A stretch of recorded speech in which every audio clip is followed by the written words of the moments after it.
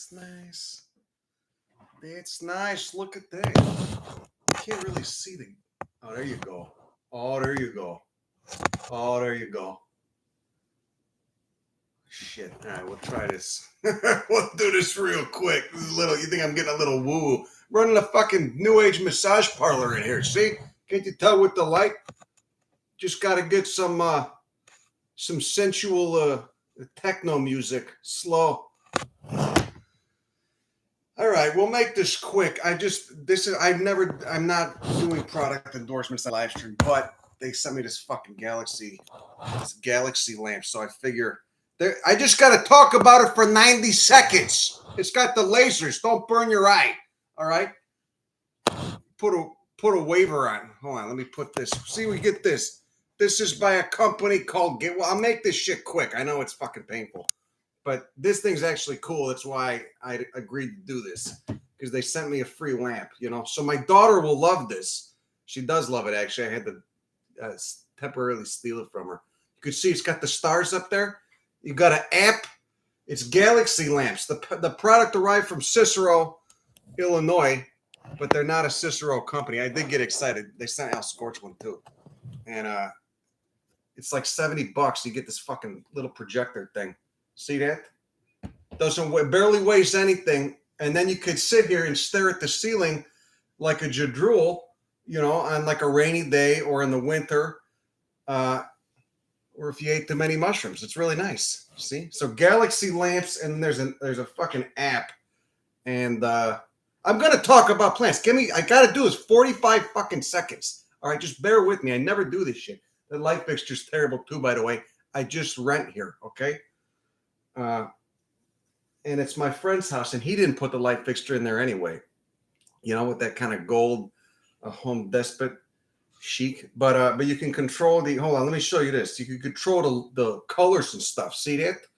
Oh, look at that. Isn't that nice? You want a yellow? There you go. You can even control the tones of yellow. See that? You go right on there, and you hit this little thing. I'm giving these guys too much time, but I do really like this thing. It's been nice to have.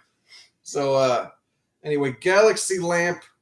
I think it's galaxylamps.com. I'll put it in the description.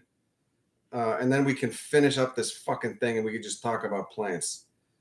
Because I went to a beautiful Brownsville yesterday, and that was God damn it. See, you gotta put it in a part of the room where you're not gonna, blitz yourself in the eyes. Yeah, galaxylamps.co. Okay? Never going to do this shit again. I just did it because this thing's actually cool and my kid likes it. So, you like my natural heritage poster of Texas in the background? Got a nice old drawing on mine too. All right, let me turn the fucking lights on, turn this thing off. Galaxylamps.com, galaxylamps.co. You could order them $70, and maybe if you're lucky, it'll come from Cicero, Illinois. So, all right. Hold on. Let me turn this thing off. You could turn the stars off too, so it's just showing the galaxy and whatnot. All right. Hold on. All right, there we go. Open the fucking windows. Get some air in here. How you doing? Fucking listening to Luther Vandross, huh? Who listens to Luther? Some of that smooth shit. Okay, how's everybody doing? It's 11:30, 40 Central Time.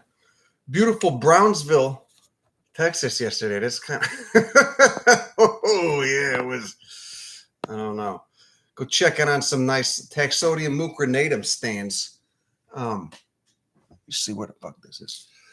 Taxodium mucranatum stands. Tillandsia bailey, and some other cool Tillandsias and whatnot. Let me get this shit out of here. How you doing? How's everybody doing? I've got like endless videos to fucking upload. It's 90 degrees at 11:30 in the morning. So, oh yeah, Charles Bradley's good too. Yeah, it is. Yeah. Temperate rainforest of Oregon. God, doesn't that sound nice right now? Holy shit. It's gonna be like 103 today. You just can't go outside. I actually got a fucking umbrella for the sun, and then the mosquitoes too. It's like the sun and the humidity are just fucking brutal. They will just kick you in your figurative dick. But yeah, man, I don't know. But you learn to just get into the heat. It's just like a 24-hour Bikram yoga studio. Okay, but lately it's felt more like being locked inside a trunk that's parked in a fucking Walmart parking lot and in the middle of Houston. Like I don't know. But I did get this nice book. You want to see this? From C.L. Lundell, Flora of Texas. And the illustrations in here. Well, the flora, it's always good to actually read a flora. I think a lot of people who want to go deep don't realize you can actually do this, It's not pretty pictures. So a lot of people, especially today, just can't handle it. But it's good to get into written descriptions of plants because then you teach yourself terminology that you will later use if you take the deep dive and want to notice subtle nuances between species and genera. And I think there's a key here. I can't tell. Yeah, there's a key for different families and shit. You ever used the botanic key before? I mean, obviously, people who go to school for this shit have. Well, look at that finger. You like that? I smashed it with a fucking T-post. Putting T-posts in. Smashed it with a T-post driver. That was excruciating pain. Now somebody just typed the mushroom in there. That's lovely. So, did you guys watch that fucking Michael Pollan documentary? This is old news. I figured what the people told me to watch. I said, well, okay, fine, I'll watch it. What the shit? Just for shits and giggles. And I cried. I watched this. I started with the psilocybin episode, and I cried. I had like a fucking 75-year-old Catholic woman, who's like the last person you would imagine would do psychedelics. They had her on there, and all these people talked about their experiences. You put the blindfold on, and you just go in. It'd be fine. You might have a mildly upsetting experience depending on how much you bullshit yourself or how much past trauma you have, which for many of us is a lot. But it's a great documentary, man. It was talked about this one guy that's got OCD and like imagined himself. He saw a vision of himself dying. He had like crippling anxiety. Like he imagined himself dying and becoming soil and then growing into a tree. And then as a tree watching his family, like walk beneath him. It was heartwarming. No, but it did. And then he fucking came out of it like a new person. So, anyway, what I wanted to originally talk about was some of the illustrations in this book. Oh, look at that! See, that's what you do. That's what you can do with a nice fine line pen. One day, I'll have the patience to do that nice Areocarpus. Oh, look at these illustrations. They got a seed. They fucking. How much detail can you take? How much art can you take? Look at that. Fruit, seed, floral, morphology, floral cross section. Oh, they're great, man. I don't know who the book smells nice. Oh just like I don't know why I just imagine myself doing it like some fat dude's ass. Like just like what the fuck? What's wrong with me? I don't know. Just think of the most ridiculous and grotesque things I can think of. I described what was my description? I described. Someone asked me how humid it was, and I think I said it was just, it's like a scrotum in vinyl pants sitting in the McDonald's drive-thru. And I just came up with that on the top of my head. I'm fucked up. I got some weird shit going on, man. Okay. Thelocactus bicolor, the glory of Texas cactus. All right.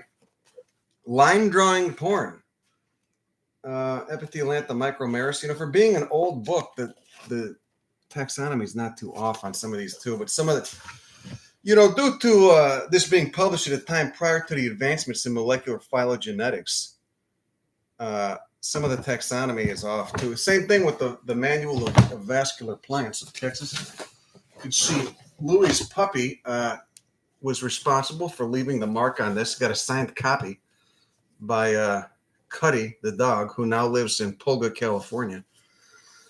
But this is the fucking jammer too. This is a great book, and I think it's out of print, but I'm not reading any of the. I'm sorry, captions. I'll stop and I'll read them later on. But But this is the taxonomy is fucked up, but it's great because it's the only comprehensive flora of the whole fucking state. You know, I don't know why that Texas doesn't do something like Jepson. You know, for California, which is like a huge floral. You should everyone should own one if you're into plants. You live in California, even if you only open it once a year because you're mostly using photo ID apps or whatever. But when you want to detect those subtle nuances between species and you want it worded out, people are like, okay, what's the difference between this species and this species? You go to a floral key and you compare, you look at what the differences are, you see where the two species break in the key. The floral key is like a choose your own adventure. You know, if it's got this, go to page 3. If it's got this, go to page 5. All right. And they're not built around evolution. They're not built around phylogenetics. They're just built around, you know, some guy figured out this was a good way to differentiate between species based on how they look. You know, one's got seeds that you know, or one's got anthers that dehisce laterally, one's got anthers that open up, whatever the fuck, you know. But it's helpful. But then there's just, you know, sometimes the nuances are really a key can be written really poorly too. Like the nuances can just be too subtle, way too fucking subtle.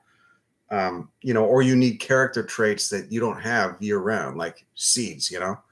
So who's in a Hague? Oh no shit. But yeah, but this is Manual of Vascular Plants of Texas, but this doesn't even have any plates in it. But then you get the C.L. Lundell, and he's got the plates. You want to see? I'll show you some more cacti porn. You know what's another good book for really beautiful illustrations is Forest Trees of the Pacific Slope by George Sudworth. If that's not a white name, I don't know what is. Sudworth. Billy Sudworth.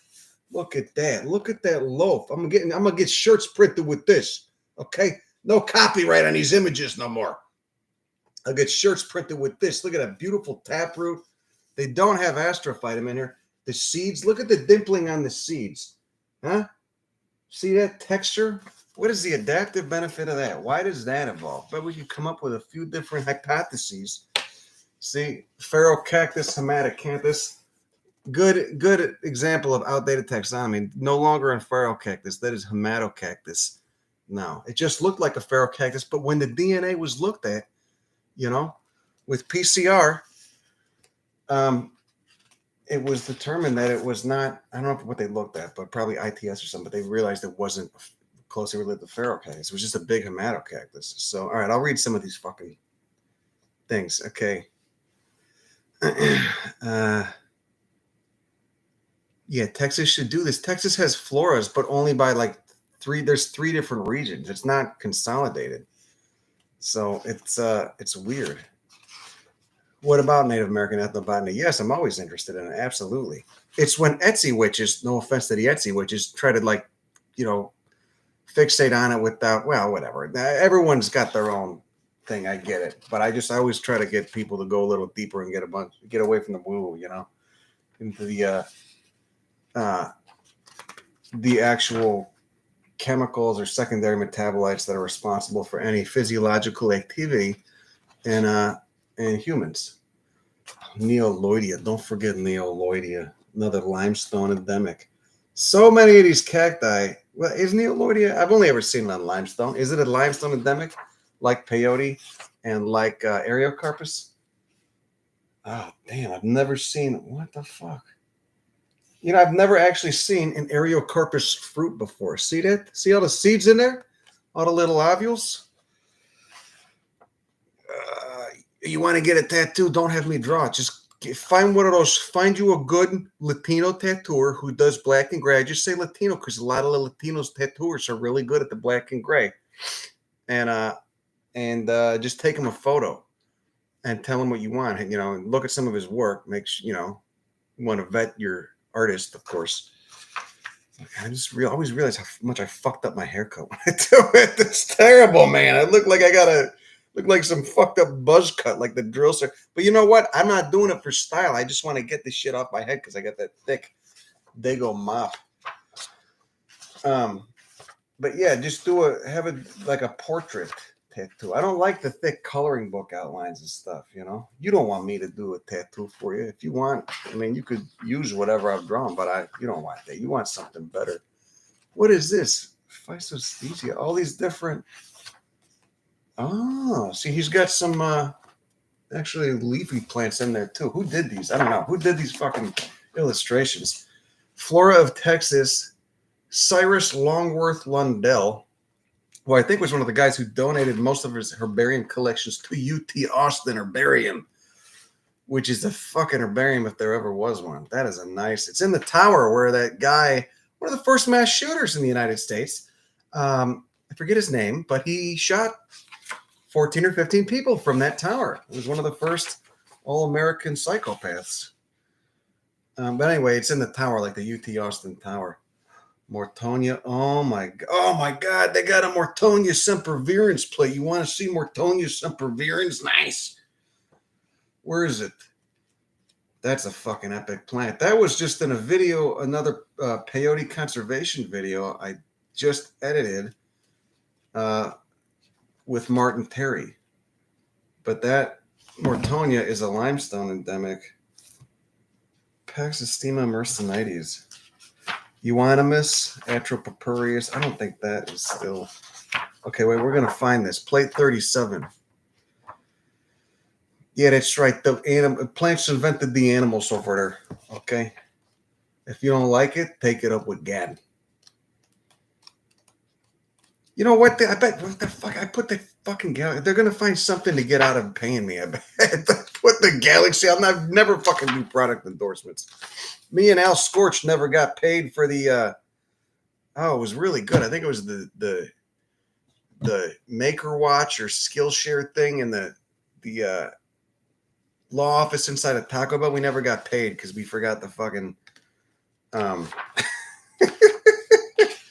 We forgot to get it okayed or something first, so they got free advertising, and now I can't go back and delete the fucking thing. But it's a good ad. It's fine. But, you know, that's why I'll never do ads unless I can make them funny, you know, because this shit's going to be on the channel. Some of these companies really try to get away with a lot. You got to watch these fucking miters. Look at the Mortonia. This does not do it justice, though. This is kind of a shitty illustration because Mortonia, Family Celastraceae, is such an epically fucking cool plant. And those leaves look like rattlesnake scales when they're all imbricate overlapping each other going up the stem, and this illustration does not show it. Very nice. But Mortonia is a great plant. Is anyone growing Mortonia sempervirens? I don't know. Then you got Mortonia greggii, which we get down here in South Texas, another beautiful plant. But again, the illustration is not showing the imbricate leaves so much. You know, the stippling. You know, like stippling? We're stippling like macrame. It's just like macrame. It's really go nuts with it. I would have made such a good borderline personality housewife, you know, in the suburbs in the 1950s. They could have been me. Instead, what am I doing here? You know, talking to you guys. All right. Could have been wearing an apron and drowning myself in Prozac, you know, to numb myself from my existential misery and dread and the fact that my husband's a schmuck. Fuck, what was I talking about? I just forgot what I was talking about. I did a podcast 2 days ago. I forgot what I was fucking talking about. I kept having to like stop it and go back. But Mortonia greggii. So I was, you know, it's a rare plant here in South Texas, but I was halfway up a cliff, like 20 feet above the ground, halfway to the top, looking at this rare agave in Nuevo Leon. Shit, was that 2 months ago? Oh, look at that. You like that? That's fucking nasty, isn't it? You know what that is? That's Vitellia farnesiana, I think. Either that or Parkinsonia. But it's a spine of one of them that fake name at the ER.com. That was supposedly a $3,000 bill for the gentleman whose name, the non-existent gentleman whose name I used to get it checked out because I don't have health insurance. But yeah, I was taking a picture of a fucking Nickpaginia and got down on the ground and put my elbow right in a broken branch of Vitellia with the spines up and shit, and just went right into it. I didn't think about it. And it's so humid down here, like a scrotum and some vinyl pants in the McDonald's parking lot in Houston, that there's just bacteria on everything. And so it got infected. And then I got a antibiotic script. So I nuked my whole stomach for it to fuck myself up, you know, with the Septra and whatnot, which is actually affordable, generic, and then the bursa. You've got this tissue called bursa on your elbows, and I think in your knees too. But the bursa gets really inflamed, so it doesn't hurt anymore. But it's going to be about 4 months probably till that goes down. It happened to me once in this too, in this elbow. So when I was doing Muay Thai, you can't really use your fucking elbows, um, and it hurts a little bit. Okay, but we all deal with a little bit of residual background pain, don't we? Um, but I was up, going back to the Nuevo Leon story. I was up halfway up a cliff, looking at agave albopilosa, this rare agave, and then I saw this Mortonia. I fucking realized it was everywhere, just growing right out of the rock, like 20 feet above the ground. Mortonia that's pretty rare down here, but much more common in Mexico. You get a lot of stuff here at the northern extent of its range up here. Got some nice Tillandsias yesterday. We picked up quite a few because they just blow down from the second spot we went to. I put a TikTok video up. I kind of hate TikTok, but I put a video up, for the kids. For the kids. You do it for the kids. And yeah, that kind of shows a lot of the Tillandsia. Tillandsia is the air plants, which so many people try to kill slowly by keeping them inside, like in the darkest spot possible. Like you put it in like a really nice, like $40 glass vase, but it's got no light and no airflow. It's like, what are you doing, man? Just get a plastic plant if you want a decoration. Anyway, yeah, but this Tillandsia is just growing in these ebony trees in this McMansion subdivision. They're all fucked. They're all going to be destroyed at some point. Just, background kind of sense of nihilism back there just to keep the flavor. Nihilism and aggravation, subtle aggravation. But they look like Medusa heads just popping out of the fucking these canopies of these ebony trees. And ebony trees are incredible too. I wish you could grow those further north, but I think they're kind of frost sensitive. I don't know. They're a legume with these epic pea pods that have these like divots in them, that look like they could hold marbles or something. It's cool. And I guess the ebony seeds are edible. So I'm just so happy to be in Texas. Not for the culture. I never travel to look at culture. People are depressing everywhere, just different flavors of it, But I'm just so happy to be around the plants here because I was getting tired of California plants. I love them, but I needed something new, And so now I'm here. And Texas is not too bad. It's not. I didn't move here for the fucking political culture, obviously. I always fucking hate that. I hate the fucking, you get these self-righteous Californians shitting on Texas having never been here.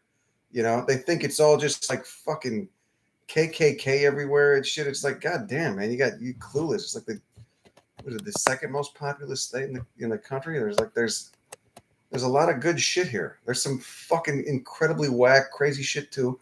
But whatever. You just don't talk, You just don't talk about the fucking politics at the dinner table. But of course, if you're from California, you probably can't do that.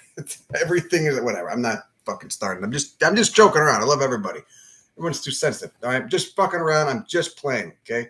I'm not 25 anymore, so I don't need the entire world to feel the same way I do about politics in order for me to exist in it.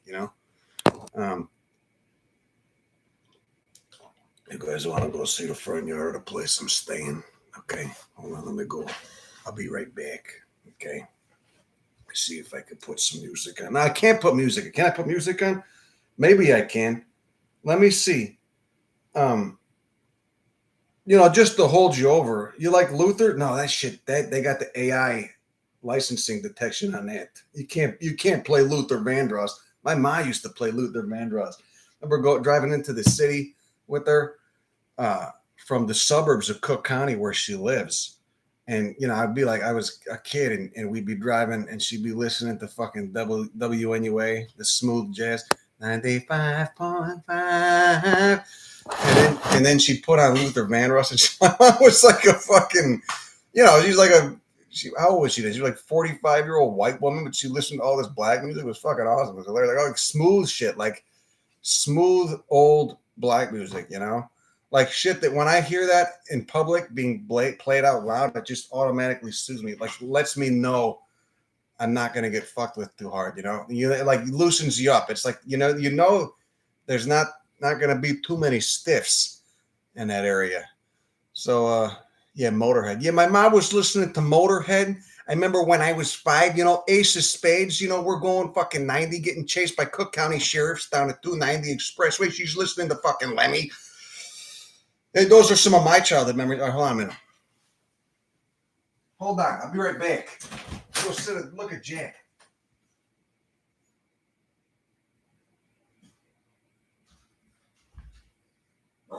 Stop. Don't be a bad boy.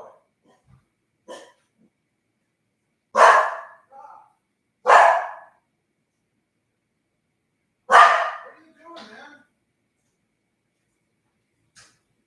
Who are you barking at?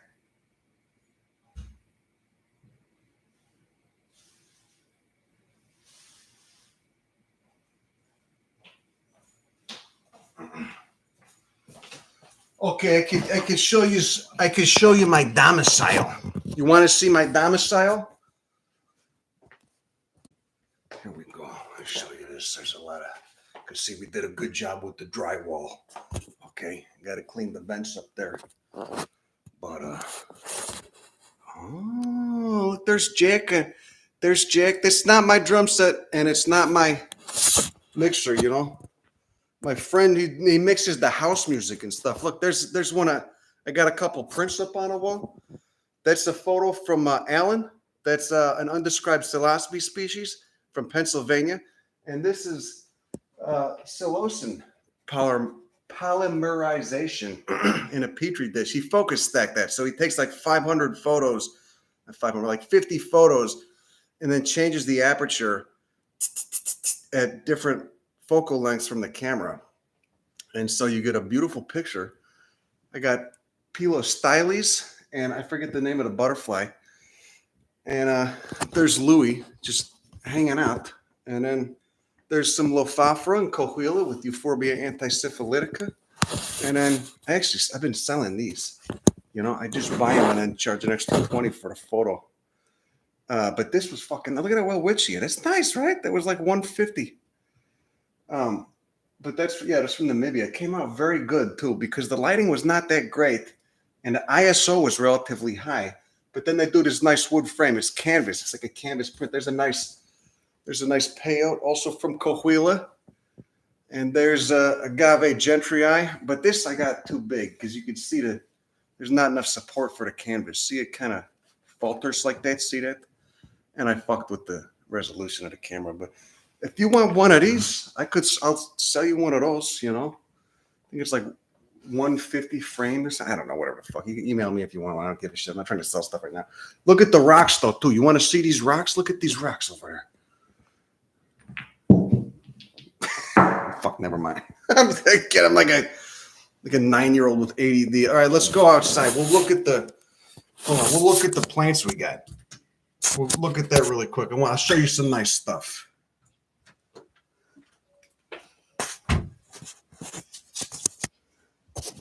So see here's the Tillandsia bailey.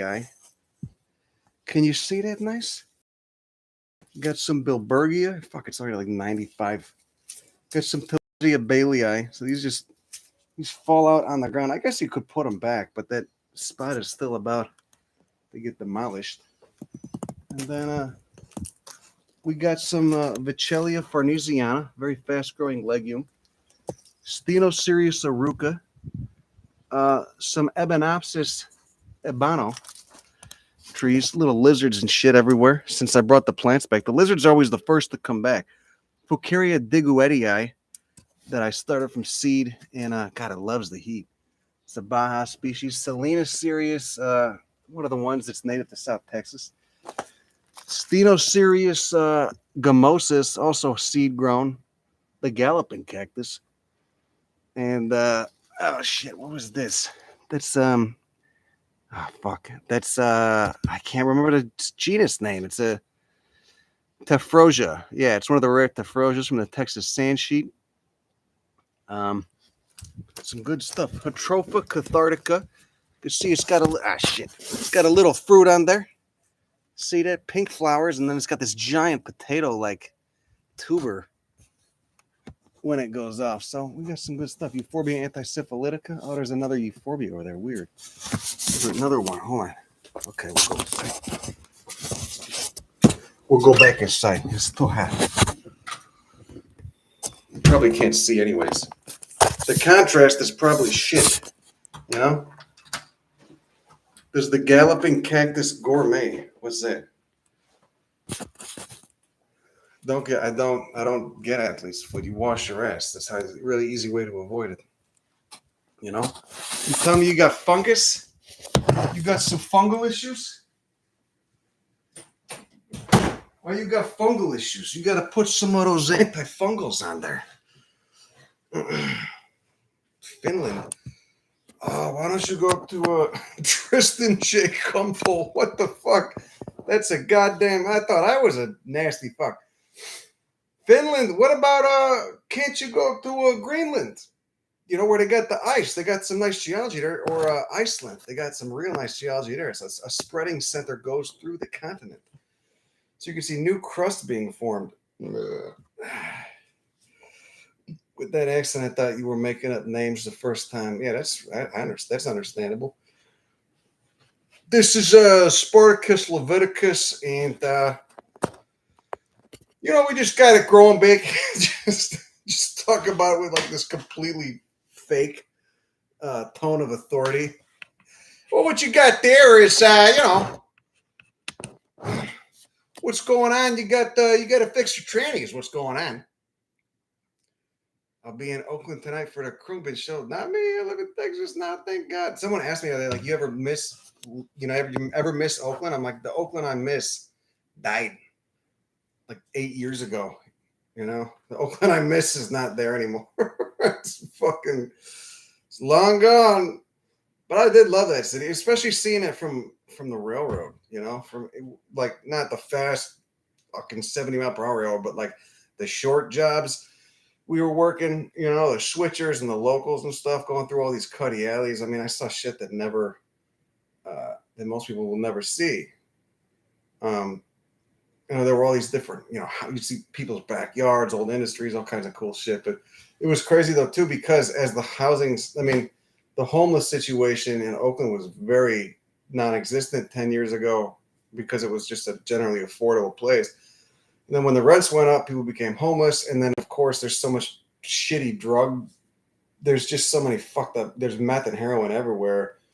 So when people end up on the streets, then they're oftentimes fucked. Like you can't live in a sea of narcotics and not end up on narcotics. Very few people can. So, I mean, obviously, you go out there now, the homeless situation is it's much like LA. It's fucking sad. It's terrible. But being that there's so many homeless encampments above, on power line easements and areas that are kind of like hidden, from view where they're not going to get fucked with, like railroad tracks and train yards. We saw it we were like firsthand glimpse, there was a spot near Hayward where we would drop boxcars every morning. And I was working as an engineer then. And I remember you'd have to pull up over the switch, you'd pull up, drop somebody off at the switch, the brakeman or whatever, then pull up. We had like 15 cars normally. Pull up past the switch, he'd give you a hand sign, you stop. And when you pulled up past the switch, we'd go up, and there was this dude, this fucking old white guy, who was always there, just fucking roasting in the sun, no cover. I mean, he's right next to San Francisco Bay, so it's like 60 degrees. It's like perfect climate with like a good bay breeze because you're close on the water right there, but just cooking in the sun, man. And he'd always be drinking these tall cans, and I thought it was booze at first, but then I realized it was energy drinks. And he'd just be out there talking to himself. He was like 65 or 70. I mean, fuck, he was probably 50 and just looked like that, But he was always there every morning because we'd always stop and service that one industry to drop 8 boxcars off, pick up 6 boxcars, whatever, and then head on down to Fremont. Oh my God, I remember one time we plowed through a bunch of geese too. It was terrible. Sorry. It's fucking, just I can't just go a little bit without I just can't keep it upbeat for 2 hours straight. That's all it would take. So hold on.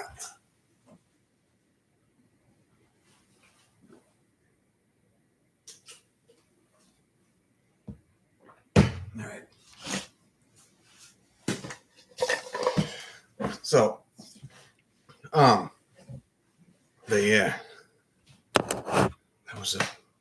No one else argues back when you talk to yourself. I don't know. Should they? I mean, what if somebody did? That'd be kind of weird.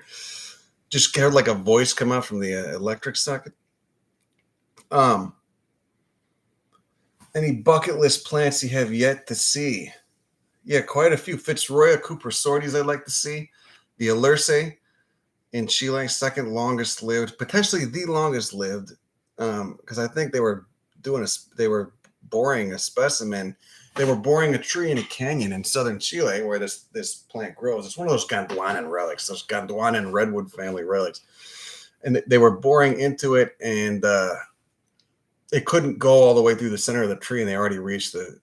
There's an article that just came out on it, and they reached like 3,500 years or something, or 3,000 years, and they couldn't go any deeper. So it could be older than some of the sequoias and sequoia dendrons, but that's one. Fitzroy Cupressorides, the Alerce trees, quite a few in Tasmania that I'd like to see as well, like Athrotaxis, another cupressioid conifer, so redwood family conifer. Lagrostrobus franklinii, another old ass, the Huon quote pine, but it's not a pine. It's a I'd like to see Wollomized too. I know that would be nice. It's a good thing they didn't burn down in that fire 2 years ago. Was it Alta Vista? It used to look what I don't know. Alta Vista, where's that? What does one need in terms of education to be a trained? Nothing. I think like a high school degree or something. But don't work for the railroad. They're terrible now. They started precision scheduled railroading, which is a term for we're going to fuck the customers and the employees for the sake of the shareholders. So it's all my friends who work there, almost all of them have quit or are just in it for retirement. Like they'll work 1 or 2 days a week and then find a way to scam off time because you have to have you have to have so many days a month accumulated to qualify that month towards your retirement. So, but the companies are just fucking garbage now. It was like BNSF. They had some fucked up attendance policy where they just didn't want to let you off ever, which to someone who works a 9 to 5, that doesn't sound bad. It's like, well, I don't need to lay off. I don't need to, or laying off is what you say, calling in sick. I don't need to miss a day of work. I'm fine. But it's like when you're at, you go to work 3 p.m. one day, 3 a.m. the next, you're at work for 12 hours. It sucks. I mean, you need rest days and they don't provide those anymore. They try to get away without paying them so that they can have fewer people working, fewer healthcare expenditures, all the other, they just don't want to have people working anymore. They're just trying to, step over $1 to get a dime, that kind of shit. It's like the worst example of American capitalism. And it's just shitty management too. It's like, why do you want to run a company where all your employees hate you? They're going to be doing what we did, which is, trying to fuck the company left and right, getting burritos on overtime, that kind of stuff, which, I mean, it would be one thing to work for a company that actually felt good to work for. Like they take care of us and they provide for us. None of us ever felt that. Like I feel like it was the most antagonistic relationship between, management and employees that I've ever experienced anywhere. But again, I never did anything else besides work as a bike messenger in a few places and, a few odds and ends, odd jobs. Yeah, the railroad's a fucking dead end job, and they're just trying to pay people less and less, and the healthcare benefits get worse and worse, and the unions get more impotent with each passing year. They can't protect you. They don't do anything, and you fuck the unions. Unions are corrupt too. You look at those guys. It's like I don't know. It's fucking. Is the humility dome still in operation? The figurative humility dome. Maybe the one I grow seedlings in, yeah, but I just started using storage bins now. Storage bins, about yay tall, fill them that much with soil to retain humidity and maybe put a couple worms in there. All right. And then you put like seedling trays of shit or like a 4x4, pot that you're growing something in that soil. And the whole idea is that if it's in contact with the soil and maybe buried a centimeter down, it won't dry out as quick. But also, since you don't have any holes in the storage bin, you just got a hard drive fan keeping airflow. You've kind of created your own little biosphere. And so stuff won't really dry out anyway because the humidity, there's airflow, but the humidity remains basically constant. So I've been doing that, and that works better, for growing anything. Obviously, growing something like cacti, you use a much more organic, fast draining mix, and you might have to check on it more to hit it with the spritzer. And then, the storage bin should have like a clear lid too, and you get these fucking LED lights are nice. These work fine. See these people spending like $50 on these fucking grow lights. You don't need that. You get something like this. It's not even made for plants. Hyper tough, slim under cabinet LED light. It's negligible amount of electricity. It doesn't get hot. You get 2 of those. It's almost too much for this stuff. Like I got Selaginella in here just as like a background, keep everybody comfortable type thing. Selaginella, the quote unquote moss. That's not a moss. And it's been reddening because I think the lights are too strong for it. Everything else is fine. But, Selaginella is not like an understory. It's that cool blue one. It's like a sprig that I took from, I think UC Davis Conservatory had a bunch. I think they killed my Ambarella. I did. I gave them an Ambarella, and I think it died. I think one of the students that's over there overwatered it. But I saw a picture of it, and it was fucking heartbreaking. It was like... The person who sent it to me was like, it'll recover. I was like, nah, no, it's not. It's like limp and just fucking, god damn. Terrible. Amarellas don't do too well in cultivation. I don't know how people keep them alive. So you got some Haworthis you're doing good. That's nice. Yeah, just a regular under-the-counter light, but LED. Get the LED ones. You could use T5s too, but those kind of sketch me out and they break. And is deep dish pizza just a casserole? Yeah, basically. It's a spiritual casserole. But yeah, hyper tough. You could probably get these at Walfat or something, 24-inch LED, slim under the cabinet light, for the shop, so you can see the tools and stuff you got hanging on a file board in the background. Bristol University had a lot of Amarellas alive. Hopefully they're not clones and they're breeding them because they're dioecious plants. So you need 2, to cross them. So,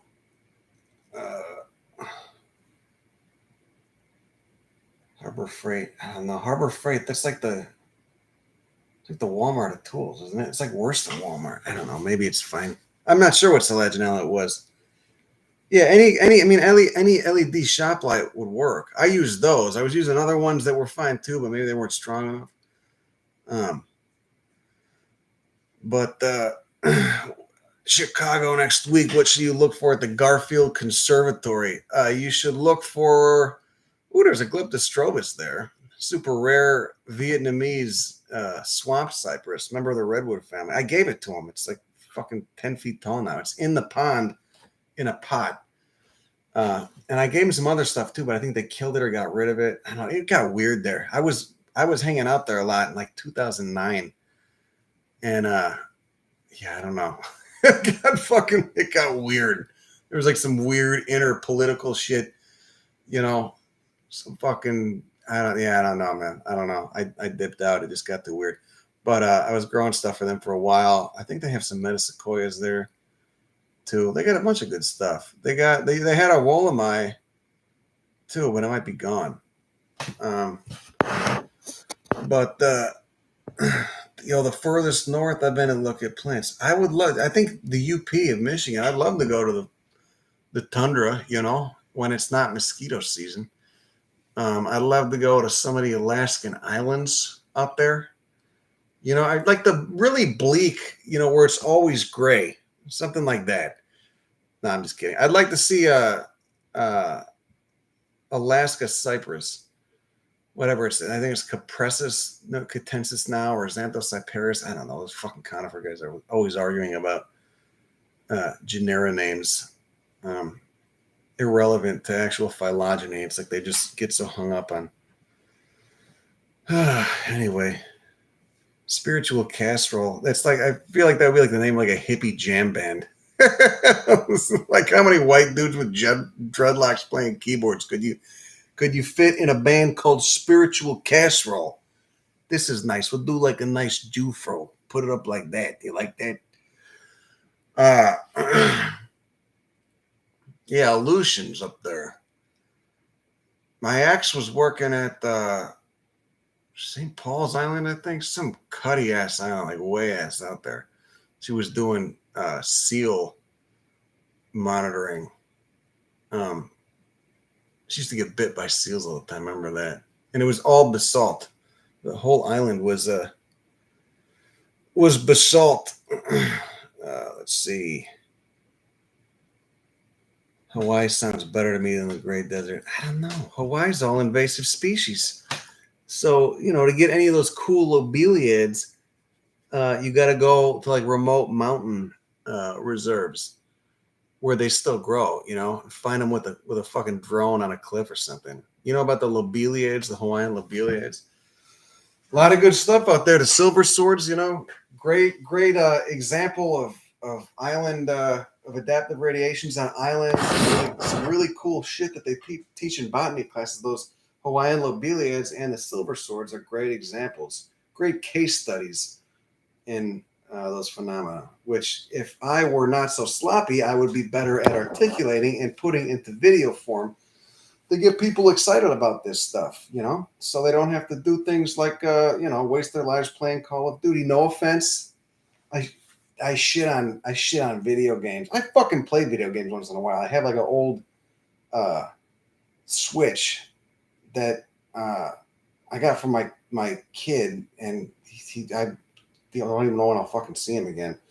But I love you, Luca. But anyway, so I had it, and I was playing like Breath of the Wild, whatever, which was an utter waste of. You'd spend like 3 hours in this vortex and just be like, "What the fuck?" You come out like just wasted 3 hours. But I shit on video games on Twitter. Just keep it the plants on Twitter. It's such a fucking cesspool, and the amount of people that got so offended. That was what was hilarious. It's not like just like, this guy has a fucking opinion with whatever. I think it's a jackass opinion, but I like him for other stuff. Who cares? I'm not going to argue. People got so offended. It was like I shit on the inner depths of their soul and their persona. It was so fucking. I just ended up deleting it because I don't need to shit on harmless nerds or whatever. My opinions about video games, waste of time. Life's fucking miserable for a lot of people. I get it. Video games are an escape. At least it's not heroin, or muscle cars or something fucking equally lame. So whatever. Yeah, the gamers are fucking. You can see why so many of them end up being mass shooters. Oh, I'm sorry. I'm just kidding. I'm just fucking around. Come on, let's not go there. We're gonna turn it down. We're gonna turn it down a little notch, okay? No making jokes about gamers being mass shooters, okay? There's a lot of pain and a lot of people suffering out there. That's why we talk about the Michael Pollan psilocybin episode. So,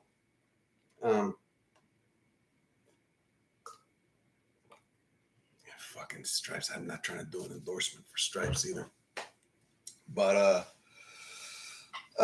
see, there's already people getting fucking turned. Just relax. I'm just fucking around. God, the video game thing. Jesus, don't make me lose respect. I'm just kidding. I'm sorry. Don't make me judge anybody. I don't judge you for playing video games, but I will judge you for getting that fucking sensitive about me poking fun at video games, okay? All right? That's where I will draw the line. You get that hurt about me making fun of shit. If someone made fun of plants, I'd be like, whatever, I don't fucking care. You need to like them. They're just the base of the food chain, and they're incredible, and they're the base of like our entire pharmacological cabinet, from statins to fucking, cancer drugs to whatever, but you don't need to like them. It doesn't affect my personality because my personality is not, it's not really tied up in plants, I guess. I mean, I love them, but I don't care if, someone else doesn't. Whatever, fuck. We don't need to talk about that. You're fine. You play video games, you're fine. You're doing a great job. Keep doing it. You're fine. Okay? It's not heroin, at least. But anyway, leucadendron in a pot. Who's doing that? You know somebody who's doing it? You want to report them? I'll get you a phone number. You could report them.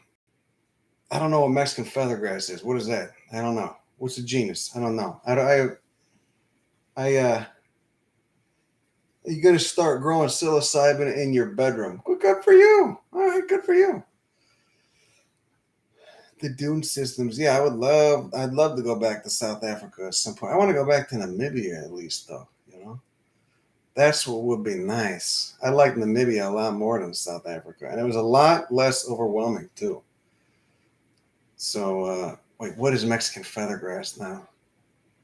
Let me look. Alberta, Canada. You like those high Arctic dry steppes, huh? Not high Arctic, but higher latitude. Okay, Mexican feathergrass. Can you guys still see me? Is that how some of these slobs end up showing their dongs on workplace Zoom meetings or something? It's like, how do you do that? You know, you just forget you got the camera on Nacella tenuissima. Oh yeah. Oh, I seen that one. Yeah, that's nice. It's not bad. Yeah, sure. I like that one. One day I'll really go into who was tubing? The guy that got caught beating off on was that the guy that got caught beating off online? Did they do that on purpose, I think so. Um what the fuck? Nacella, yeah, that's the cool grass. One day I'll get more into grasses. I live on a serpentine barren. Where are you? Are you in Cuba? Damn, if there's anyone out there who lives on a serpentine barren in Cuba, you let me know. I'll be there. Oh, a Wall Street Journal guy. Yeah, what the fuck? See, that's the thing, man. I don't know. How did these guys end up doing it? Jesus Christ. Video games are really hard to play on heroin. I'm sure it's been done before. This is America in the 21st century, after all. Ever chewed coca leaf? Yeah, it was. I don't really care for it too much. Yeah, when in Chile, like when we were by the Bolivian border, there's coca leaf everywhere because it helps with altitude. Because you go up, we were at like 15,000 feet, man, and they give you coca leaf tea. There was a species of Verbenaceae. I gotta look at it now. That we had tea out of that they made into tea, and it was fucking delicious. It was incredible. I was blown away. I think it was Aloysia, but that might be new. It might have once been in an older genus. So I'm gonna go to INAT. You know how to do this now? You go to INAT, at least for Android, and you get the Explore feature. See, and you hit Explore. You get those two fields up there. You type in. I'm gonna type in Verbenaceae, the family. You gotta let it come up. Let their suggestion come up. You click on it. You click for location. You click Chile. This is why INAT is so beautiful. I don't use it to fuck around. I don't use it like a social media app. I use it as my own log. My own log. My own little logbook of plants I've seen. You hit search and see that comes up. So you get a list of all the species of Verbenaceae in the Verbena family, order Lamiales, that grow in Chile. And then if you really want to go back to see what you've seen, because you forgot the genus name, say, you go to show only my observations up there at the top. You could read it backwards. Click on that, and then hit apply filters. And then I'll get a list of everything in Verbenaceae that I've seen in Chile. And I think it was Aloysia tarapacana. God damn, it was such a look at that. Look at that. Fuzzy calyxes. This was at like 10,000 feet. Fuzzy calyxes, little bilaterally symmetrical flower, my greasy dago fingers, and then those very reduced leaves that basically just appear as decussate scales. Look at that. Verbenaceae, man. Fucking, this thing smelled incredible. You know, a lot of the Verbenaceae have really fragrant foliage. Oh my God. I love it. There was Phyla nata-flora down there. Wow, it looks different than the ones we get in Texas, though. God, Chile was one of my favorite places. I gotta get back down there. That was nice. Oh my God, I just turned into like a sketchy mafia uncle saying, "Would you come see me over there?" Someone's like creepy grandpa. And I tell you what, why you never come say hi to me no more? Huh? Junelia. Oh, that was a banger too. This one has spines. Chile had some of the coolest plants, you know? Tepuis. Yeah, how am I going to get up there? You need you see that Alex Honnold documentary with the old guy and a frog? I've just like been watching more TV than I normally do. Not TV, stream. I don't actually have TV service. But yeah, I don't know. I'm sorry I shit on video. Who's still upset about the video game thing? Someone's still upset? I'm not. You need video games sometimes. You just want to turn your mind off. My friend Pete explained it to me because I'm like a grandpa. He said sometimes it's nice. And then he said, what the only thing that's bad is you get these young guys in these chat rooms just saying terrible shit to each other. And I didn't even know you could do that. I didn't even know you could play video games online with other people, you know? Um, but anyway, iNaturalist is always wrong. Well, what was wrong? You can't rely on artificial intelligence on an app to identify plants for you. Or maybe people? I don't know. Tetris. Yeah, I'll fuck with some Tetris. I tried to get a Tetris app on my phone, for when I can't fucking read anymore. Somebody just read, you're just too spent, you can't read. You're like, oh fuck, I can't. I just want to turn my brain off. But the Tetris app is like filled with fucking ads. It's terrible. Yeah, someone is always upset about something, but it's not. They're not upset about it's not about the subject in question. There's a deeper sense of fucking suffering we're all feeling right now. We'll just go back to that psilocybin documentary. There's other shit there that's not being unaddressed trauma, como se dice. All right, like I have looking at this haircut that I have right now. I think I should just put it up. I don't. It's hard to blend. It's hard. It's really hard to blend. You got to get in there. I didn't get in there with the numbers. I just went with a straight one, get it off my head, and then leave the top. So I look like fucking Bert, from Sesame Street. But it works for me. I mean, practicalities above aesthetic. Psychic Damage. Yeah, that was a crust band from Minneapolis in the 1990s. I think their singer's still in jail. I'm just kidding. Woody Sankus. You want to touch my Woody Sankus? Come back into the garage with me. I'll show you. I got a couple Woody Sankus I could show you. You ever been to Berwyn before? What's a Floby? No, I didn't. A Floby's one of those things you smoke weed out of, right? With the fucking tube that's like bringing me back to being 14 again. You smoke weed out of you blow the smoke in there with a bunch of dryer sheets in the tube.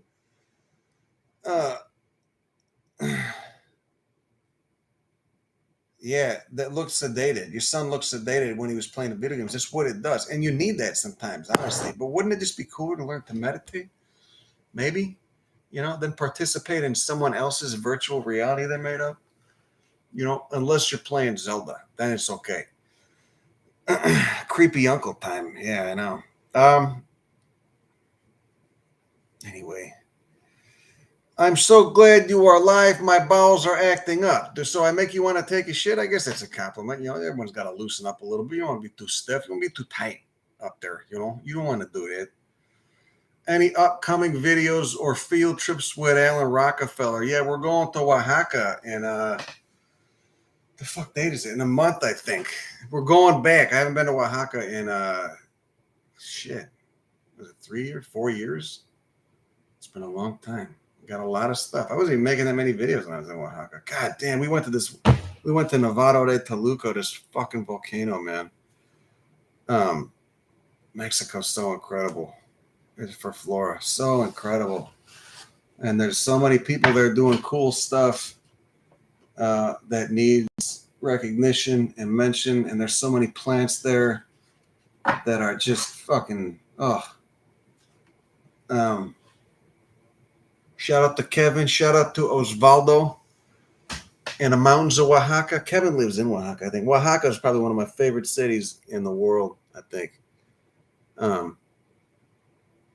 The fucking art. I mean, from like the the art, the prints you'll see. There's like a lithographic style, not a lithographic, print style that you see, like these just black and white, simple prints that's kind of common in Oaxaca that you see people putting up big posters. I was looking at like pictures of posters I took just down the streets. I love them too. They're on like an old stucco building that was built 130 years ago, and the fucking paper's all peeling off and shit.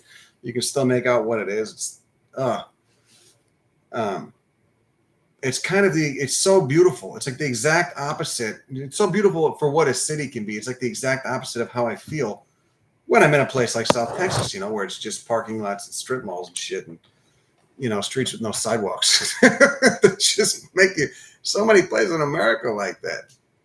Oh yeah, spread the suffering.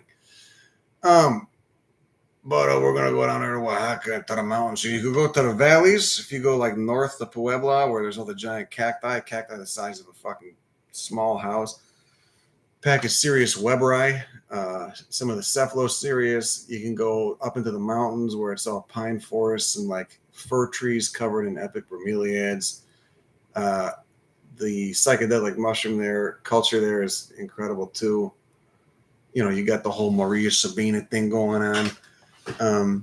And there's just a lot of reverence for fungi in general too. Like I remember going to these mushroom festivals with Alan and Alonso, and there was and it was all indigenous. It wasn't like Mexican. It was like indigenous, and everyone's friendly as hell. It's like a really tight knit community, and people are just fucking.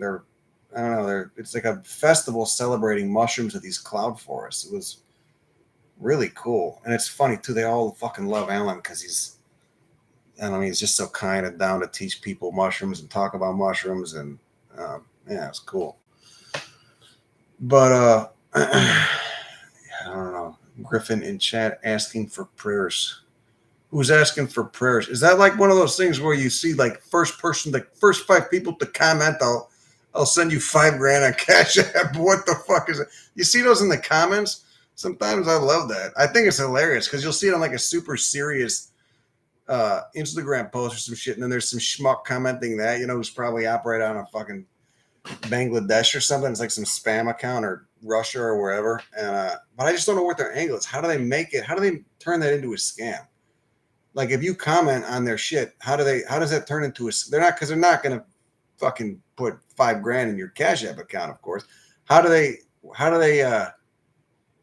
actually, what's their angle? How do they run that? Oh, you know what? This was fucking hilarious. This is a funny story.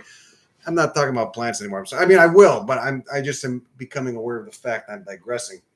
This is a funny story. So I got a call the other day, which obvious scam. It was like, it was just like, this is the IRS calling, no. This is U.S. Customs and Border Protection calling. It was a robotic voice saying that they got an envelope addressed to me. Of course, they didn't mention my name. That they're holding that had contraband or something, and that to get it, I need to pay a certain amount of money. So press 1. So I was like, fuck it, this is going to be good. I got to press. So I pressed 1, and it was a fucking Indian dude trying to sound like a redneck. The voice that picked up, it was fucking hilarious. He hung up because I think he knew I could tell he was full of shit, but I wanted to keep him going for a while. I want to start recording it because it was the funniest shit I've ever heard. This dude's trying to sound like what he thinks, a border patrol agent in the United States would sound like, but it just was not, it was not working. He needs to go back to voiceover school. Fucking golden, ace in the hole. It made my day. It really made me so happy. I was laughing. I was telling everyone I fucking ran into that day about like, this shit is hilarious. You got to listen to this. This is fucking hilarious. Okay. All right. That's a little weird.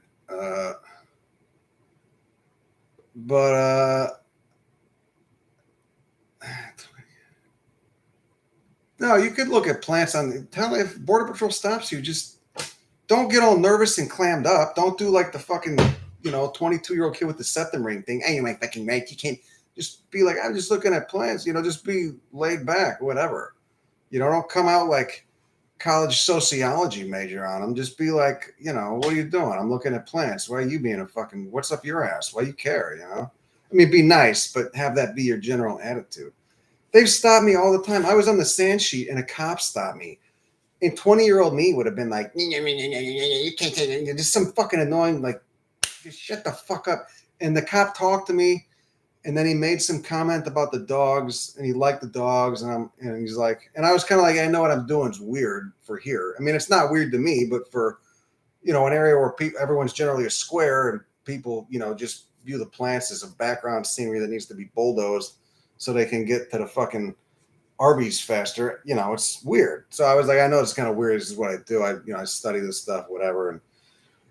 And the cop was just like, fine. What? And I'm fucking, look at me. I mean, I'm a honky, but I'm covered in tattoos. I look totally, the truck looks sketchy. Everything looks sketchy. The guy was just, talk to him like a fucking, don't act all nervous. That's the thing. And people, I don't know. I guess I just remember that. I just remember people just immediately tensing up and clamming up around cops. And it's like, just don't. Just fucking whatever, Now, there's cases where they're obviously fucking assholes, but be smarter than that. Don't be the fucking 22-year-old kid with the septum ring and I don't know. I always pick on people. I'm just fucking around. Don't take it too personally. Don't come at them with fucking attitude unless you've been working for 10 minutes and they're just obviously a prick. And then I got a little attitude with customs crossing the border a while ago. I said something like, I was like, does your friend have like a fucking rough childhood or something? Because it was this cop that was just super turned up. Total piece of shit, scumbag, fucking mall security. You go to like customs at an airport, they're cool. They're fine. When I was bringing her bearing specimens back from Namibia, it was like everyone at O'Hare. I came through Chicago. Everyone was totally cool. It was just, I declared it. Here's what this is. Totally patient, not defensive, not acting like a turd. But when you cross at the border, they're just so fucking turned up. And the cop, they're just incompetent too. I mean, literal fucking mall security guards, like attitude of a mall security guard, competence level of Paul Blart, the mall cop, and just shitty attitude, and just that fucking kind of swagger. Oh God, it was so gross, but I still just tried to fucking, oh yes, sir. Just, they're not that smart. You just talk to you, give them what they want, But then I got a little fucking snappy, So anyway, might be why I have a flag on my name when I cross the border now. So anyway, so let's talk about shooting yourself in the foot. What is this? Oh, dead moths. Yeah, Jesus Christ. Oh, that sounds cool. Moths, huh? Never used to be into moths till I started thinking about moth pollination and how it's so common in deserts and why it makes sense. Because why do you want to bloom when it's fucking hot as balls and there's a wind and you're going to dry out those flowers really quick? And you've got to put so much, it'd just be a waste. So it makes more sense to bloom at night, especially when you have a bounty of nocturnal pollinators around like moths or ant lions, I guess sometimes too. And so you get multiple. I was making a fucking list of this. List of plants that bloom at night. You can tell they're normally long, white flowers that open at night. Plants that bloom at night that are pollinated by moths, like that Datura radii, some of the desert nicotianas, Eclysanthes longiflora, all the nyctags, all the bougainvillea members in the desert. Obviously the evening primroses, Onagraceae. I just put Onagraceae because there's so fucking many of them. How do you like the drought we just went through here? Oh, we're still going through it. It's not over yet. You think it's over yet? We're fucked. It's not stopping anytime soon. Yuccas, of course, where that shit is insane. That's like the moth almost consciously stuffing the fucking, stuffing the pollen inside that stigma hole, like that plant cervix. It gets nasty. Moths are perverts, man. And then laying some eggs in there, So the yucca is, in essence, paying for pollination by sacrificing a few seeds to the moth larva. But then there's a couple seeds that don't get eaten, and then those germinate. So, I got a Joshua tree I germinated. Let's see how it does in Texas. I don't know. We'll see. Depends on what side of the 100th meridian it's on. You get those you get humidity, you get aridity. And why do we talk about humidity? Because that influences the nighttime temperature, which then influences the plant's metabolism, which corresponds to how that plant evolved and what its metabolism is involved with. what kind of nighttime temperatures. So that's why you can't grow shit from high elevations, even if it gets hot up there sometimes at lower elevations. Not always, but sometimes, because you need those cool nighttime temperatures. Yeah, where were you growing a monkey puzzle? That's Aracaria ericana. Where were you growing it? They do not. They need it cold, which is odd for that whole genus because most of that genus is tropical. The Araucarias, those Jurassic fucking conifers. I was obsessed with those for a while. Yeah, I wouldn't even try it. Try a bunya. Those are super easy. Just keep it in a pot. You know, that's what's cool. A lot of the Araucarias, you keep them in a pot, like Norfolk Island pines. My grandma had one of those. She was slowly killing for like 15 years. It just sat in a pot and it never got too crazy. But if you put them in the ground, they can reach 80 feet tall. Aracaria, that was Aracaria heterophila. Aracaria bidwillii is the same way, but they can grow really fast. But they're a lot easier. Monkey puzzles, Ericana, those grow in fucking southern Chile, man. That's how you gonna recreate that? Like cool volcanic soil. They just rot. Isn't UC where the guy hates Joey? No. UC Davis is cool. They've been super helpful and cool. I'm friends with them. I've given them a bunch of stuff. UC Berkeley, I've given them a bunch of stuff. They're cool too. No, I can't remember. Oh, Native Habitat Project guy. Yeah, I like him. I want to go do a video over there in Alabama. Too much shit to do, It's just like I've got responsibilities here too. I would love to fucking do a video with them. And he said he was open to it too, but I don't know how I'm gonna make it to Alabama. I was maybe gonna go to Florida too. Fuck, I don't know, man. I got too much shit I'm trying to do.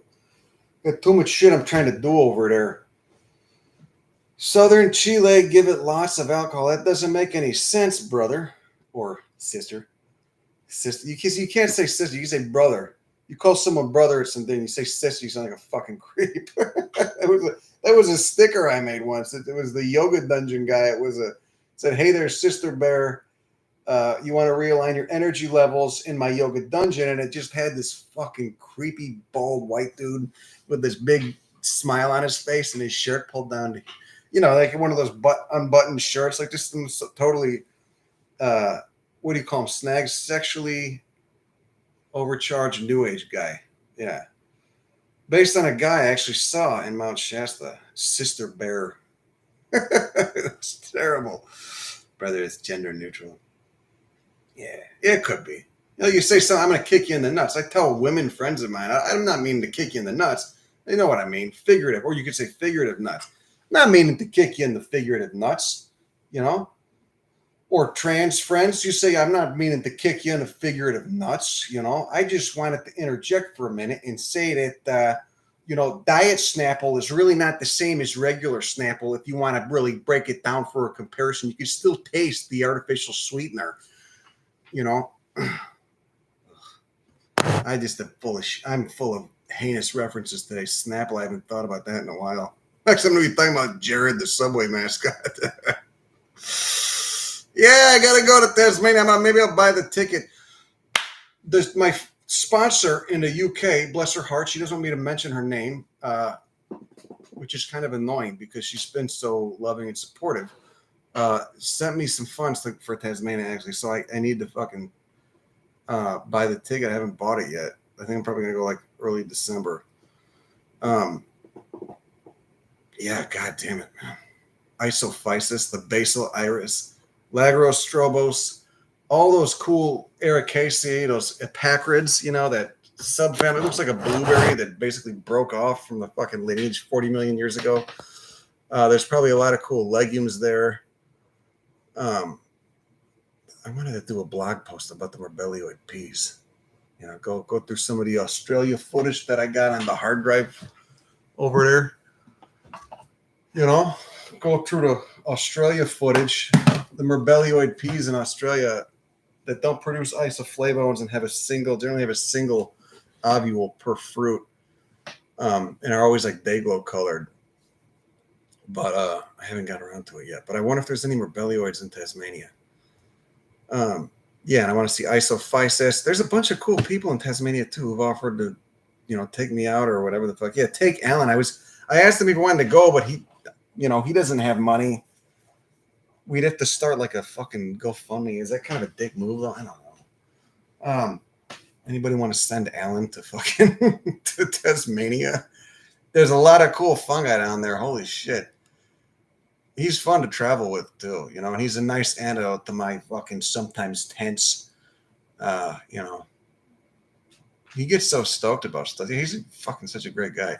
Uh, yeah. So Tasmania, maybe I gotta get that fucking ticket. It's a fucking ripoff. And then I'm always just like, God damn, it's so much money. And then Australia's always shutting their borders, and I could just imagine dying online with customer service trying to get money back from whatever, you know, when fucking Corona 2022 breaks out, or 2023, the Corona 3.0. God, the world's so fucked up right now, isn't it? Yeah. Houston's a good place to fly international there too. You ever been to the Savoy? The Savoy Hilton in Houston? Was it 1515 South Main Street? We squatted there in 2003. I knew a guy that was living there. It was like an abandoned hotel that had been abandoned in the 80s, and still had, and it was total Shining style in there. Like, it was 15 floors of just abandoned hotel in the center of downtown Houston because they don't have any zoning laws. And it was creepy as fuck. I remember just getting hammered there on Carlo Rossi one night and throwing fucking TVs and like old polyester mattresses out the window into the courtyard. So there was no one that we were going to hit. It was hilarious and totally creepy. And yeah, I must have been like 21. And it was my friend Sean. I just met him. We were rolling through town on freight trains, got off, and went to like a Food Not Bombs or some shit where people were like feeding people in the park. We met him and became friends. Then he's like, I just want to come back to my hotel. And I was like, yeah, sure. And he'd been living in this hotel. He rigged up electricity and shit. And I think he had a phone too. This is like before cell phones. He had like a landline in there and shit. It was hilarious. And no one had been in this hotel since 89. So yeah, Tasmania would be amazing. Holy shit. God, yeah, Brazil. I want to go there too. There's too many places, man. And then I still need time to come back and edit videos after I go. And it's been kind of hard lately. It just takes lots of sitting still, which is hard. It's hard for me. Yeah, what the fuck? Well, he told us it was a squatted hotel, but anyway, yeah. It was Angusta time. Oh, Norway. Yeah, I could edit, but you don't want to spend time video editing when you're in the spot where you're, there to get footage of cool plants. You want to be out there getting footage of cool plants. How far is your backlog on videos? Well, I've got 4 that I'm working on that I've done in the last few months. And then I've got like 5 from South Africa still. When I travel international, my friend Andres was taking care of them. Shit, I don't know what I would do. Yeah, I don't know what we're going to do when I go to Oaxaca. I got to figure that one out. What do you guys, what is 2 meter troll? What are you guys talking about? That sounds interesting. What are you guys talking about? Tennessee? Yeah, I'd like to come to Tennessee sometime. The Savoy is now a Holiday Inn. Yeah, I saw that coming. No shit. This is like 15 years ago. There's no way. Even in a city with no zoning laws, there's no way they were going to let that building just sit empty. What time is it? Is it fucking? It's been an hour and 20 minutes. No, yeah, hour and 20 minutes. It's time to get out of here sometime. But San Marcos River, I think so. There's Taxodium mucronatum in Central Texas, which has been misidentified for years as Taxodium disticum, and it's totally not. It doesn't produce knees. The cones are not the right size. The habit of the tree is much different. It gets stout and spreads out, whereas disticum gets tall and, has a more narrow habit. Taxodium mucronatum is such a great fucking tree, man.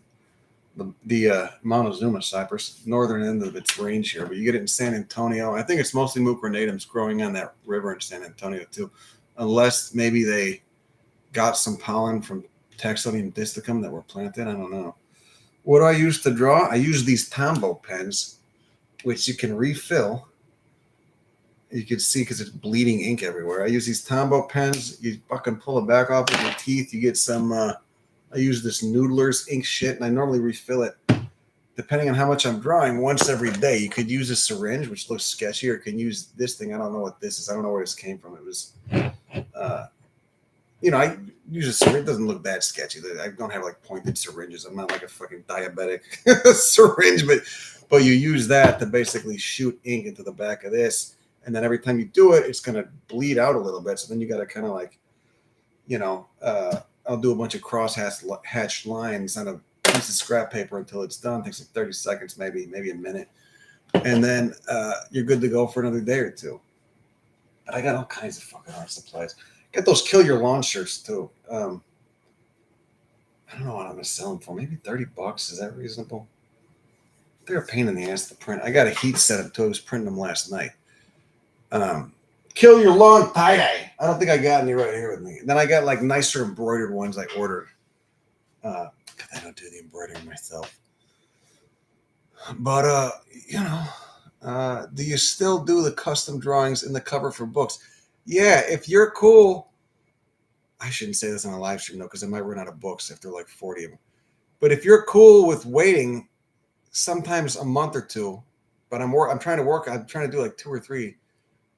Yeah, I'm still doing them, but I got to charge $60 now because I'm like getting fucking intricate with them.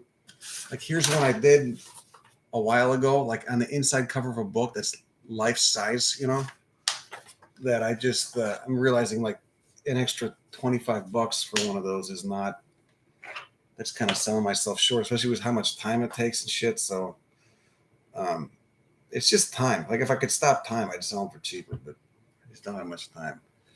No, those embroidered shirts aren't on the bonfire. I'm just selling them via Venmo. No purchase protection. If you use purchase protection, I will refund that shit because it's a scam for Venmo to fucking shake down, I guess their whole cryptocurrency thing that they were pushing fell through recently. I don't know. But yeah, I'll do the books for $60. And if you're watching this, because I'm probably going to keep this up, but if you're watching this and it's like 6 months after the fact, just email me first and check to make sure I'm still doing it. But yeah, for $60. And if you throw a little tip in there, I'll give you a really good one. Like if I do a bunch and there's one that I really like that I fucking like that Astrophytum one. I didn't scan it, but I scanned it, but I didn't get like it on a JPEG. I just hit the copy on the printer and I sent it away and I was like, oh fuck, I kind of like that one. Or I should have turned it into a sticker. So I asked the dude I sent it to, can you scan that? But he didn't get back to me yet. You scan it when you get it. That's fucking annoying though, isn't it? Like you pay 50. I think he only paid $50. This was back in the day. 55 when I was charging less. You get something and the dude's like, oh, could you scan that for me? But I did that with little drawings of mine too. I didn't scan them. And I sold them for like $200, like 18 by 24 nice landscapes. And I just kicking myself in the balls for not putting them through a blueprint scanner before I sold them. So, but I think my mentality at the time was like, fuck it, I'll just do another one. It's good practice. Like I always got to be making more anyway. Don't get too attached to anything. Non-attachment. And so a lot of them are gone. But anyway, oh yeah. See, look, I'm all ready for Tasmania. Tasmania, a natural history. I like it when like Al Scorch reads ad bits and he like says. He like reads it all like stuttery and shit. Fucking help migrate into butt in grass, moorland, or eucalypt woodland. You could calculate your carbon load. All right, we're just fucking around here and talking about nonsense, and I'm not providing anything of educational benefit to you guys. So before we dip out, I'll show you another book I got that was pretty cool. My friend Peter B. just got, I guess he got sent it to him for a review, but The 4 Dimensions of Terrestrial Plants. Why is this interesting? It looks pretty dry because they got some real nice money shots in there of things like Welwitschia cones and ephedra cones and really in-depth explanations of what's going on with like Cryptomeria japonica. Like, look at that. That's obscene. So you have male strobili right there releasing pollen. This is basically a Japanese redwood, Cryptomeria japonica. And then you've got these just in-depth close-ups of the micromorphology of a fucking male cone on this Japanese redwood. Look, pollen grain, pollen tube. It's a fucking germinating pollen grain. How the shit did they get that? It's a germinating pollen grain of Cryptomeria japonica. It's a really excellent book because I'm always curious when I'm looking at these things. I'm like, how the fuck what? Like, look, here's Welwitschia. Surely you know Welwitschia. See that? You got those little beads at the end. That's the pollen droplet that the pollen grain will land on. It's the micropyle and the pollination drop. So, yeah, so that's a female cone. It's a female cone of Welwitschia with a whole bunch of different ovules inside. And each ovule is attached to this little hair-like structure that comes out with a drop on the end of it, and that's where the pollen grain germinates. And yeah, it's fucking wild, man. Is this still Welwitschia? Jesus Christ. Ah! No. What the fuck? That's not. Is that? Oh my God. See, some of this stuff is like, I gotta look at it more. Like, look at that. The Needhams, man, the fucking weird branch on the botanical tree of life. The Gnetaceae with a G. Gnetacea. God, they're so weird. They're technically conifers. They're more closely related to conifers than the flowering plants. But this really gets up there, okay? This is like the speculum for, it's fucking disturbing. The actual Needhams. They had one of these at Garfield Park. Someone asked me what you should see if you go to Garfield Park Conservatory. They have a Needham. It's in the main palm room. If you walk in, it's in like the back right. Towards like where you would walk to the desert house, but they had one of these. It looks like a flowering plant, but it's not. It's a very quote unquote primitive leaf structure. Oh, God damn it. Fuck me. Look at this fucking ephedra. Is that an ephedra? Yeah. Look at that. What the shit? You guys got to look at this shit. If you see these things blooming, don't just take it for granted. Get the fuck up in there. Get up in there and look at that shit with the hand lens. Because you'll start noticing things. You ask questions like, why the fuck? What is this? And you look it up on your little oracle right there, your smartphone, and you get your mind blown, thoroughly blown, You got to go deep with the psilocybe, Go talking 5 grams, Don't be afraid. You'll be fine, okay? You'll be fine. No one's ever died from it. You're not going to die from it. You just might meet a part of yourself you forgot was it. I keep talking about that Michael Pollan, man. I'm sorry. But God damn, they got platyceriums and shit. Oh fuck, these do well down here in South Texas.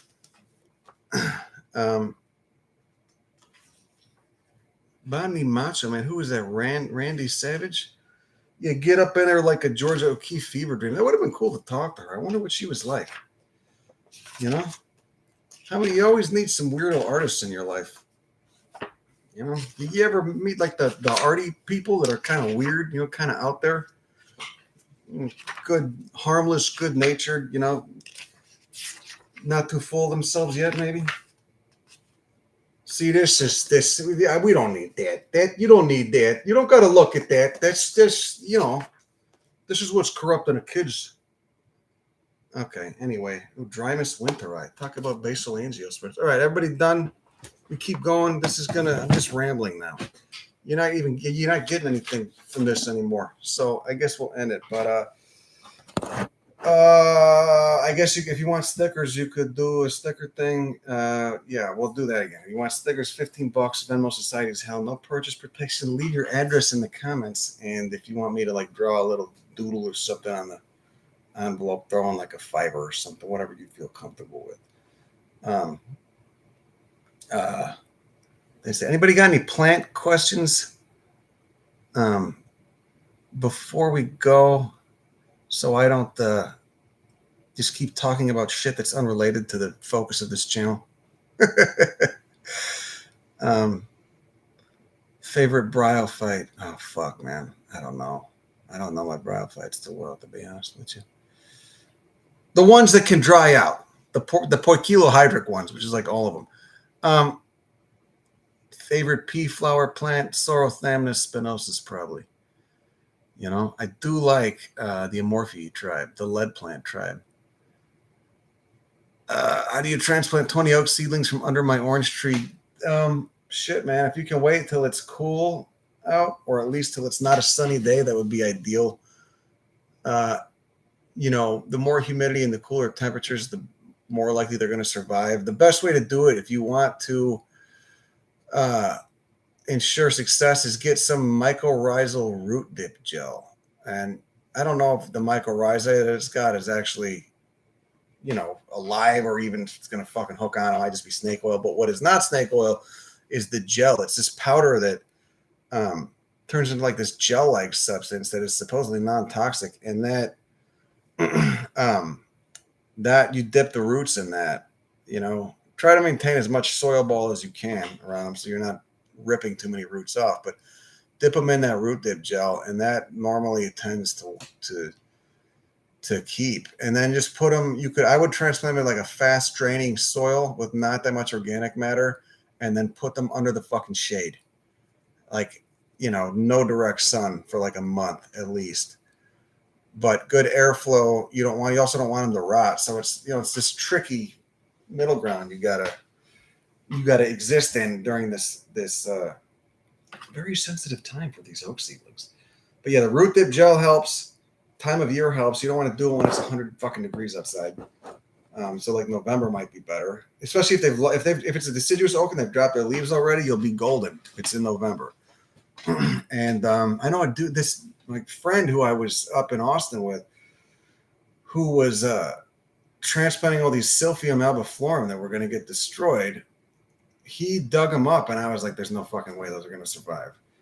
But they had a thick taproot, and he put them in a fast draining soil mix. You know, so you can weigh it to pick it up and see if, you know, water it and then pick it up like 20 minutes later. If it's still super heavy, you got to fucking add perlite or some sort of, you know, volcanic rock or whatever that makes it more porous so water can move through it regularly. You don't want that much clay. But he transplanted these Silphium albiflorum. I thought they were goners. I'm like, there's no way that's going to survive, even though they had a thick taproot, and they're fucking coming back. You know, he's like, I think the trick was not watering them very much at all, keeping them in the shade, and that root was really the godsend for him, because the thicker the root, the more energy that plant has stored up, and the more quickly it can recover from being ripped out of the ground and just send out new roots. So it's got new shoots coming out. The old leaves, of course, were fucked. They were toast, but they're coming back, man. I couldn't believe it.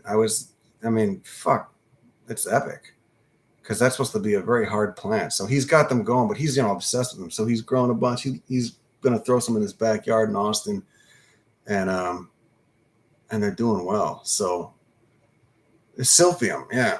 And just the one that was in the video like a week or two ago. So let's see. Horticultural charcoal. Wait, what is that? I don't know anything about that, man. A good soil. We can end with this. This is good. A good soil. You just gotta mix. Don't buy the shit at Home Depot. You know, you mix your own, because it's gonna be different. Normally a good soil. Don't fuck with peat. It's kind of unnecessary. It's not that good anyway. You need a good fucking corpse-sized bag of perlite, which you can get at like a grow store for the weed growers, or sometimes if there's like a landscape supply, get it down here in South Texas from a landscape supply. Then you need a little bit of organic material, which generally can be something like cocoa coir, but if it's cocoa coir, it's got to be washed. The salt has to be washed off of it, because a lot of the husks they use grow in close proximity to the ocean, which gets salty air on them. So it's fucked. You do not want salty soil. That shit will kill your plants. And most of it has salt in it, but then there's some that specifically say they're washed of salt. You use cocoa coir for the organic base. You could use forest products, decomposed forest products. You could even go to a fucking really well decomposed mulch pile, like a municipal mulch pile that's like 10 feet tall. Might have some diseases in it though, so be careful. Depends on what you're growing. Super sensitive stuff, you don't want to be using that, obviously. But and at the base of that mulch pile, where the wood is older and it's more decomposed, it can be a really good. I've used that before. Like I had a truck dump a mulch pile in my illegal garden on that boulevard in Oakland, and I realized after 6 months, after all the microbes had gotten to it, that stuff at the base of it was like a perfect. You mix it with perlite or volcanic rock. Pumice is volcanic, and that is like a really good soil base. It's kind of what soil is. It's just decomposed plant material. So mulch is a great, once it's had time to decompose, it's great. So you use that, and then you can mix in a little bit of sand, but you got to be really easy with the sand because the sand can hold on to water. Sand is not great. Yeah, so I don't know. You just got to feel it out. Like here, I mix soil with like a potting mix, just a general bullshit potting mix. Then I add some perlite for drainage and flow and air in the soil. And then I'll mix in, they sell this shit called Soil Amendment, which is just like pine and cedar bark. It's fucking weird. There might be something else in it too, but it's for whatever it does, their specific Soil Amendment they sell it's like stimulates root growth like hell. So I'll mix that. I mean, you really gotta, you could get crafty as hell. You could become an artisan of soil mixing. You could be tasting it and shit like a chef, feeling it, seeing how it, performs in a pot when it's wet versus when it's dry. How you mainly just want water to flow through it. That's going to be what's best for most of your plants. Like we had a fucking rainstorm here the other day, and I had a little bit of the native soil, like this Rio Grande Valley sandy loam, which is great for the small peyotes and the astrophytums and all the cool Echinocerius pentalophus to germinate in habitat, because as it dries out, the next day it'll be 100 degrees, dries out, and that fucking soil stays wet down beneath, so those little seedlings they're fine. But in a pot, it's terrible, and you can feel it. Like 3 days after you wet it, it's still heavy as fuck. I had some pots that I had the native soil in, like for some of the native yuccas and stuff, and they just got dumped on, and they were just filled with water, like above the pot rim, like where there was no soil left. And the soil I had mixed with the perlite and everything just drained right through. It was still wet, but there was no water pooling up. So, yeah, I don't know. You can fucking go down a wormhole of like being a crafts person of soils. So, gibberellic acid, yeah, maybe, I don't know. 2 sheets of sandpaper tend to work good too with members of Malvaceae and some of the peas. What else? Hot water treatment. You could also, like if you're in Texas, a method I've heard is putting some seeds in 2 sheets of wet newspaper, putting them in a paper bag for shit that's hard to germinate. Someone used to do this with Gochnadia seed, a really cool composite. It's like a tree composite, a small tree composite. And they put that seed in wet newspaper and put it in a plastic clear bag and just put out in the sun for a week. And the heat I think it would just eat away at the seed coat. I don't know.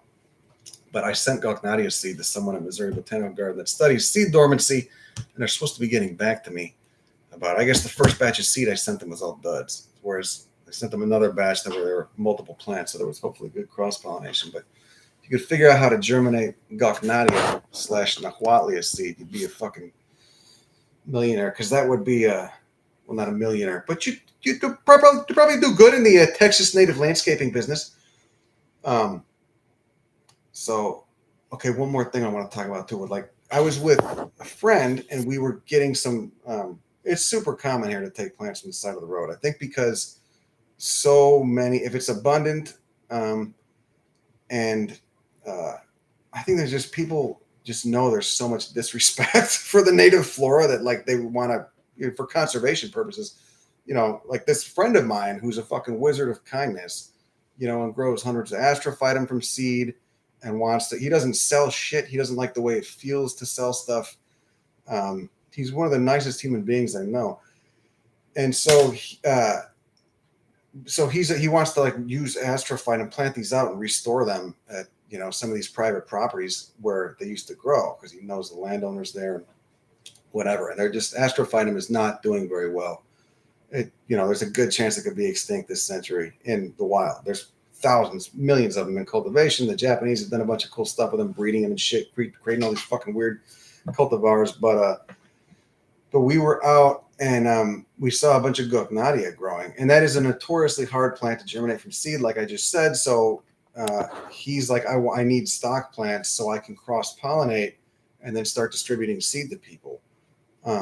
And so, of course, in California, this would be unheard of. You'd be like fucking pillow, you fucking asshole. How could you do that? But what he's doing is so utterly important and cool, especially when you see the level of bulldozing that's going on down here. I mean, the native flora is just fucked.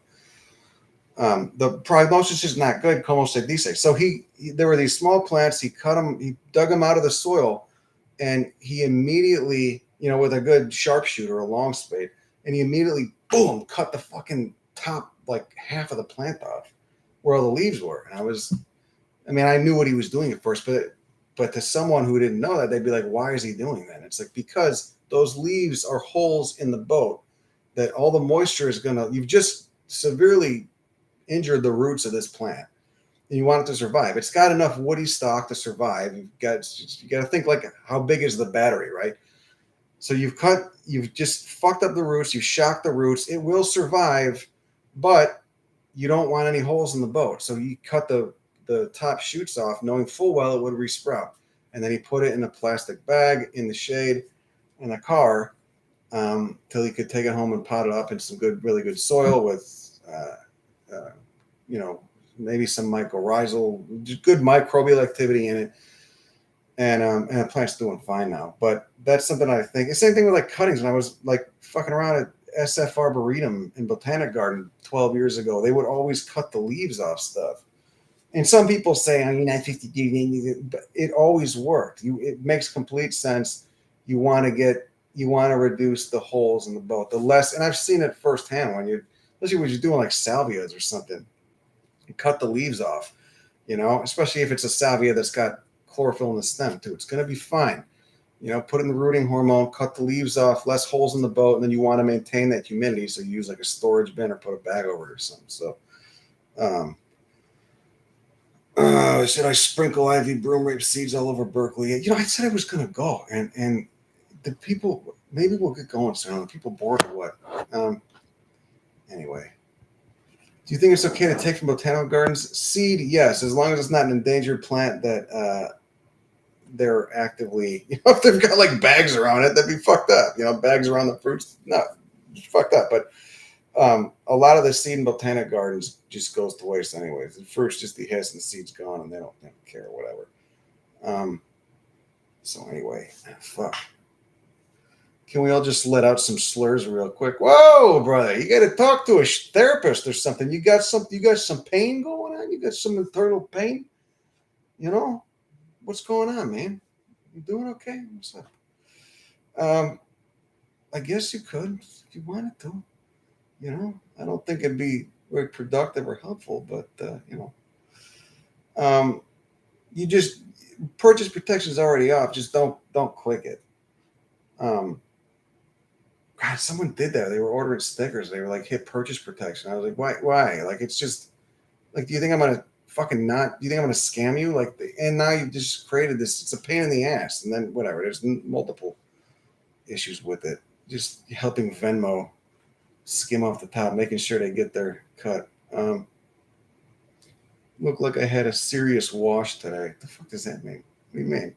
Yeah, I've been showering regularly because I sweat like a whore in church out here. But anyway, with that, I'm going to go out to that 103 degree Fahrenheit heat. And I'd love to go to Socotra too at some point. Maybe one of these days. Okay, well, I think we're done. I think we're done right there. I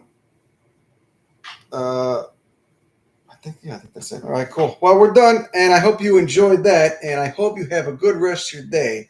And thanks to Galaxy Lamp for sponsoring today's live stream. Isn't that fucking guy? Get the fuck out of here. It's actually pretty cool. If you have like a bad acid trip, maybe this could bring you out of it. All right, that's all I got. Go fuck yourself. Bye.